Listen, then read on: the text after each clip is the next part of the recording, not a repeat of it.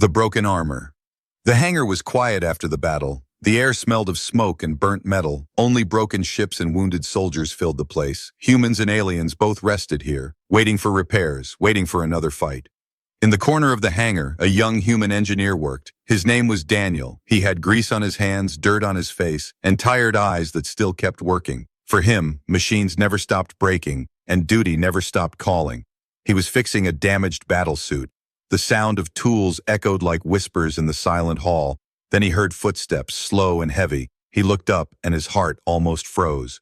She stood there, tall and proud, yet wounded. Her armor was cracked, her shoulder bleeding, her steps unsteady. She was an alien warrior, one of the proudest races in the Alliance. Her people never showed weakness, never asked for help. Yet here she was, standing before a human engineer. Daniel felt his chest tighten. Her eyes were sharp, golden like fire, but behind them was something else, something fragile, something broken. Without a word, she dropped the piece of her chest armor onto his table. It was scorched, melted in places, almost destroyed. "I need this fixed," she said, her voice low but firm. Daniel nodded. "I'll take care of it." He did not ask questions. He did not stare at her wounds. He just picked up the armor and began his work. The warrior stood still, watching him. She was not used to silence. Her people were loud in victory, furious in defeat, but this human silence was different. It was calm, steady, patient. Daniel's hands moved carefully. Every scratch, every dent he studied with care. The armor was not just metal. It was her shield, her pride, her second skin. And he treated it as if it was alive, as if it mattered. The warrior's breath slowed. Her body ached, but her mind was restless. The hangar lights flickered softly. The silence stretched, and between the hum of machines and the echo of distant alarms, something unseen passed between them, something neither of them could name, not yet. Daniel lowered his gaze and went back to fixing the armor. But his hands were no longer just repairing metal. They were answering her question in silence. Every careful move said the words he could not speak yet. That she was worth something. That maybe, just maybe, she was worth everything. And in that quiet hangar, among broken ships and wounded hearts, a human and an alien sat in silence, bound not by war, not by duty, but by something far more dangerous, by the beginning of understanding, by the spark of something new, by the first fragile thread of trust, the unexpected whisper. The hangar was still quiet, but the silence now felt different, heavier. It was no longer the silence of machines resting. It was the silence of two people who were strangers, yet somehow closer than allies. Daniel kept working, his hand steady. The alien warrior sat nearby, watching him, her golden eyes sharp but tired. Every spark of his tool lit up the cracks in her armor. Every movement of his hand echoed louder than any word. She broke the silence first, her voice low, rough, almost as if she hated speaking it aloud. "Why do you treat me like I'm worth something?" she asked. The words cut through the air like a blade. Daniel paused, the tool frozen in his hand. He turned his head slightly, meeting her gaze. For a second, he saw not a warrior, not a threat, but someone asking a question she never dared ask anyone else. Her people did not ask questions like that. Her people believed worth came only from victory, from blood, from fear. To them, she was only as valuable as her last battle, her last kill, her last triumph. But to ask this question meant something inside her was aching, or maybe something new was trying to be born. Daniel swallowed. He wanted to answer, but the words would not come. How could he explain that to him? Fixing her armor was not just about metal. It was about dignity, about treating her like she mattered, not because she was powerful, not because she was feared, but because she was alive. He looked down and spoke softly. "Because you do," he said. The warrior blinked, her eyes narrowing. "Do what?" she asked, almost like a growl. Daniel looked up again, his face calm but his eyes firm. "Because you are worth something." She stared at him. Her heart gave a strange pull, like something deep inside was shaking. Her people never said such words. Her leaders only demanded strength. Her enemies only cursed her. But no one had ever said she was worth anything. She leaned back against the bench, but her eyes never left him. It was almost as if she was studying him like a puzzle. Why did he not fear her? Why did he not bow before her strength or tremble at her presence? Instead, he treated her like a soldier, like a person. The silence stretched again, but now it was not empty silence. It was heavy with tension, heavy with questions. Every sound in the hangar, the hum of broken ships, the echo of distant alarms, felt sharper. It was as if the universe itself was waiting for his next words. Daniel tried to focus on the armor, but he could feel her gaze burning into him. Finally, she spoke again, softer, slower, as if afraid of her own question. Is this how you treat all your warriors? Daniel shook his head. No, he said quietly. Only the ones who look like they've forgotten they are human. She frowned, her golden eyes flashing. I am not human, she said, her voice almost a hiss. Daniel looked at her, his face calm. Then maybe you forgot you are alive. The word struck her harder than any blade. Her breath caught in her throat. Alive. The word echoed in her mind like thunder. Her people never used the word alive. They used words like strong, victorious, feared, but alive, that was something else, something dangerous. For the first time in many battles, she felt her hands tremble, not from pain, not from fear, but from something she could not name. Her golden eyes softened for just a moment, and in that fragile moment she was not a warrior. She was just a being searching for something beyond war. Daniel returned to his work, but the air between them was different now. Every spark from his tool seemed brighter, every heartbeat seemed louder. Something was shifting, something invisible, and both of them could feel it. The warrior leaned forward slowly, her voice now almost a whisper. If I fall in the next battle, will you remember me as worth something? Daniel froze, his chest tightening. He lifted his head, his eyes locking with hers, and in that moment the silence became unbearable. He wanted to answer, but before he could, the sirens in the hangar screamed, red lights flashed, alarms echoed through the steel walls. Another battle was coming. The ground shook with the sound of ships preparing to launch. The moment was broken, but the question remained. Her whisper still echoed inside him. Why do you treat me like I'm worth something? And as she rose from the bench, her armor half repaired, Daniel realized something. The real battle was not out there in the stars. The real battle was here, between two souls, between silence and truth, between war and something far more dangerous, between fear and the small, fragile spark of hope, memories of war. The alarms outside still echoed, but inside the hangar, Daniel's world grew quiet again. Her question was still burning in his chest. Her whisper was sharper than any blade. Why do you treat me like I'm worth something? Daniel kept his hands busy, fixing the last pieces of her armor, but his mind drifted far away, back into Mim. Stories he had tried to bury, memories of a different battlefield, memories of when humans were not seen as allies, but as weak, fragile creatures destined to be forgotten. He remembered the first time humans faced her kind. Her people were taller, stronger, faster. They laughed at humans. They called them soft, small, weak. They said humans had nothing but fragile bones and fragile hearts. And yet, battle after battle, humans refused to vanish. Even when outnumbered, even when outgunned, they stood. Not because they were strong, but because they refused to bow. Daniel's eyes grew darker as the memories returned. He remembered carrying a wounded friend across a field of fire. The enemy thought they had won, but humans would not abandon their own. They would fight, bleed, and die to bring one another home. That was something the other races did not understand. They thought strength came from killing, but humans showed strength came from saving. The warrior was watching him closely. She could see the shadow crossing his face. She could feel there was more behind his silence.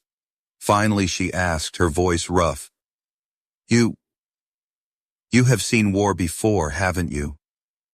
Daniel did not look at her. He only nodded slowly. Her golden eyes narrowed. What did you lose? She asked. He froze for a moment, then he whispered, everything. The word hung in the air like smoke. The warrior tilted her head, curious. For her people, losing everything meant shame, but for him, it meant something different. It meant survival through pain. It meant carrying scars that never healed. Daniel finally looked up, his voice steady but sharp. Humans are not strong because of muscle or armor, he said. We are strong because we refuse to let pain break us. His eyes met hers. We remember the ones we lose, and we carry them with us, every battle, every step, until the end. The warrior felt a strange chill run through her. Her people never remembered the fallen. The dead were forgotten, erased. Only the strong mattered. Only the living who could fight again. But this human, this fragile engineer, he carried ghosts inside him, and somehow those ghosts made him stronger. She leaned closer, her voice low, almost unsure. And, you see me the same way? Like someone worth carrying? Daniel's jaw tightened. He did not answer with words. Instead, he tightened a final bolt on her armor and pushed the piece gently back into place. His silence was an answer, and it struck her harder than any word. For a moment she looked away. Her chest rose and fell with a heavy breath. Her mind screamed that this was weakness.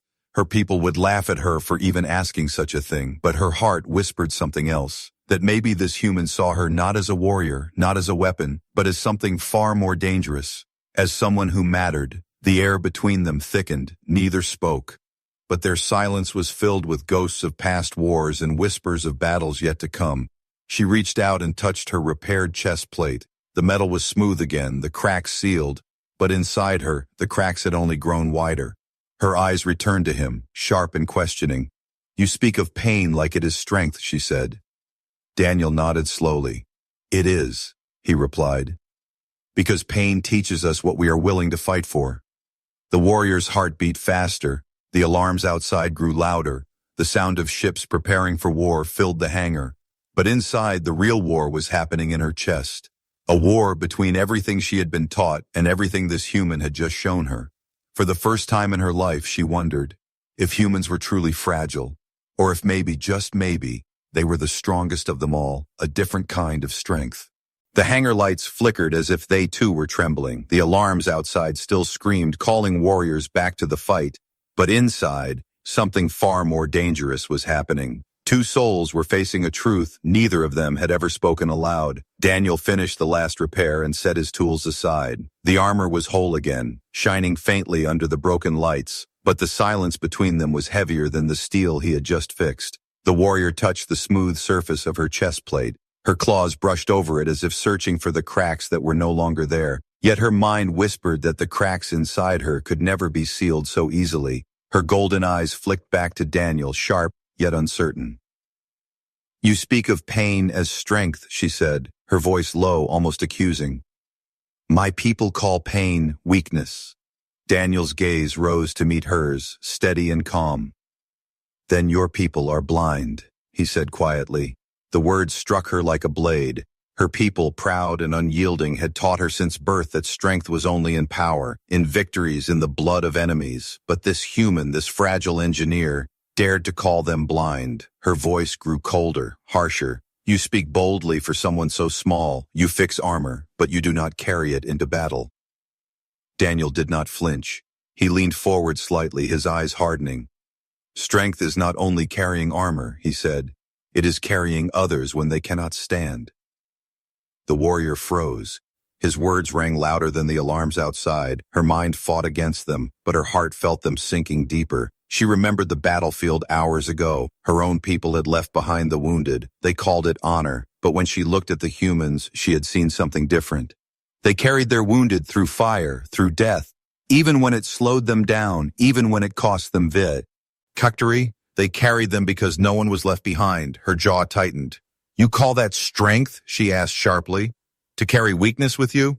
Daniel's voice softened, but his words cut deeper than steel. No, he said. To carry life with you. She stared at him. Her chest rose and fell with heavy breaths. Her people believed only in killing, only in power. But this human spoke of life as if it was something sacred, as if even the weakest soldier was worth fighting for. Her heart pounded, her claws curled, something inside her began to break, or maybe something inside her began to awaken. For a long moment neither spoke. The sound of engines roaring outside grew louder. Soldiers rushed past the hangar doors preparing for battle, but inside, the two of them were locked in a war of words, and neither could retreat. Finally Daniel leaned closer, his voice low, almost like a secret. You fight because you are told to, he said. I fix armor because I choose to. The warrior narrowed her eyes, her pride stung. And that makes you stronger than me? She demanded. Daniel's reply came like thunder. No, he said. It makes me free. The word shook her more than any weapon ever had. Free. Her people never spoke of freedom. They spoke of obedience, of honor, of victory, but never freedom. She had never thought of it, never dreamed of it. But now this human made her wonder, what if strength was not obedience? What if strength was the courage to choose? Her golden eyes softened for just a moment, and in that moment, Daniel saw her differently, not as a warrior, not as an alien, but as someone standing at the edge of a truth too dangerous to admit. He wanted to speak again, but the alarms grew louder. The battle was calling her name. She stood, her repaired armor clinking softly, her figure tall and proud once again. But her heart was not the same. She looked at him, her voice rough, almost conflicted. You give me strange thoughts, human, she said. Thoughts that will kill me if my people hear them, Daniel. His voice was calm. Then don't tell them, he said. Her golden eyes locked on his. And if I tell you instead, she whispered. The silence that followed was heavier than any weapon. Daniel held her gaze, and for the first time since the war began, she felt something far more dangerous than fear. She felt trust, but trust was a blade sharper than any sword, and in her world, blades always cut. The silent bond. The hangar shook as engines roared outside. Soldiers shouted, ships lifted, weapons charged. The war was moving, alive, restless. But inside the hangar, Daniel and the warrior did not move. They stood locked in a silence that felt heavier than battle. Her armor was whole again. Her wounds still burned, but something inside her burned hotter. Not pain, not fear. Something new, something she could not name. She looked at him, this small human with tired eyes and calloused hands. He was no warrior, no commander, no leader, yet he had shaken her world with nothing but words, words in silence. She wanted to speak again, to challenge him, to fight him with the strength of her tongue, if not her blade. But when her lips parted, no sound came. For the first time, her silence felt like chains, and his silence felt like freedom. Daniel sat back, wiping grease from his hands. He did not look at her with fear. He did not look at her with worship. He simply looked at her as if she was someone worth seeing, worth knowing, worth fixing. The warrior's heart pounded against her chest. She hated the sound, hated that he might hear it. Her people taught her to silence her body, to silence her soul. But around this human, silence was louder than screams. She shifted on her feet, the sound of her armor clinking, filling the air like thunder. And still he said nothing. The silence stretched, and in that silence something dangerous was born. Not weakness, not surrender, but connection, an unspoken bond, fragile yet unbreakable, like two blades crossed but not clashing, balanced, waiting. Her claws tightened against her side. She could not stand it. Finally she hissed, her voice sharp. You look at me like I am different. Daniel's voice was calm. You are, he said simply. Her golden eyes flashed. Different does not mean valuable, she growled. Daniel shook his head slowly. It does when you believe it, he replied. She froze, her chest tightening. Believe. The word struck her deeper than she expected. Her people never spoke of belief. They spoke of orders, of laws, of victories. But belief was something fragile. Belief was something free. The silence returned, but now it carried weight like a blade against her throat. Her mind screamed at her to walk away, to return to her people, to her war, to her duty. But her heart whispered that walking away meant losing something more dangerous than any battle.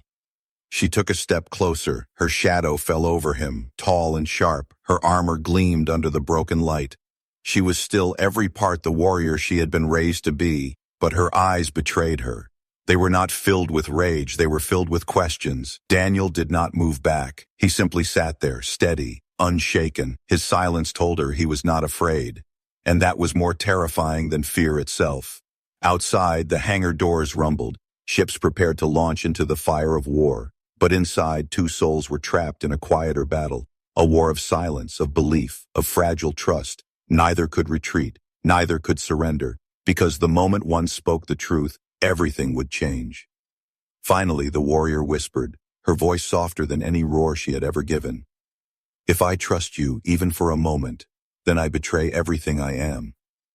Daniel's answer was quiet, but it cut deeper than her words. Or maybe you become something greater than what you were.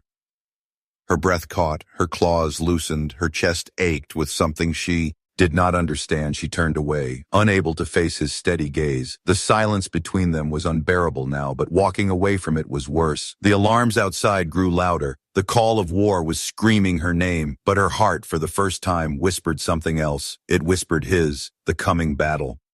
The hangar doors shook as alarms screamed. Red lights cut across the steel walls, flashing like angry eyes. Engines roared, soldiers shouted, weapons locked. The war was not waiting anymore. It was here, calling every warrior to the front. The alien warrior stood tall, her repaired armor gleaming under the broken light, her golden eyes no longer tired but burning. She looked ready to fight, ready to kill, ready to be what her people demanded. Yet inside, she was not the same as before. Daniel's words were still echoing in her chest. Pain is strength, life is worth carrying, freedom is choice. She hated those words, and yet she could not let them go. Daniel rose slowly from his seat. He was not a soldier, not a fighter, but he felt the storm outside pulling even him into its shadow. He looked at her, the warrior who had asked a question no one else dared, and he felt something heavy in his chest, a truth he could not speak but could not deny. The hangar doors opened wide, blinding light spilled in, ships lifted off like arrows of fire, the sound shook the air, the ground trembled under their weight, and in the middle of it all she turned to him, her gaze sharp, her voice low. "This battle may be my last," she said. Her words struck him harder than the alarms, but he did not look away. "You said I could be something greater," she whispered. "Then tell me, human. Will you see me as that, if I fall?" Daniel's throat tightened. He wanted to say yes. He wanted to promise her survival, but he knew promises in war were like smoke. They disappeared the most. Meant fire touched them, so he gave her the only truth he had. "I will remember you," he said, "not for the battles you fought, but for the question you asked." Her breath caught. The question, the whisper she had never dared to speak before. "Why do you treat me like I'm worth something?" It was still alive, still haunting her, and now it had become more dangerous than any enemy blade. The commander of her people shouted her name from outside the hangar. The call of duty was sharp, merciless. Her claws tightened, her jaw clenched. She was a warrior of her people. But here, in front of this fragile human, she felt more than a warrior. She felt seen. She felt alive. She took a step toward the door, her armor heavy on her shoulders. Then she stopped. Her golden eyes flicked back to him for just a heartbeat. She let her mask fall, and in her voice was not strength, not pride, not fear, but something far more dangerous. "If I survive, will you fix my armor again?" Daniel's chest ached with the weight of her words. He could only nod because his voice would have broken if he tried to speak. The hangar shook again as a blast echoed from outside.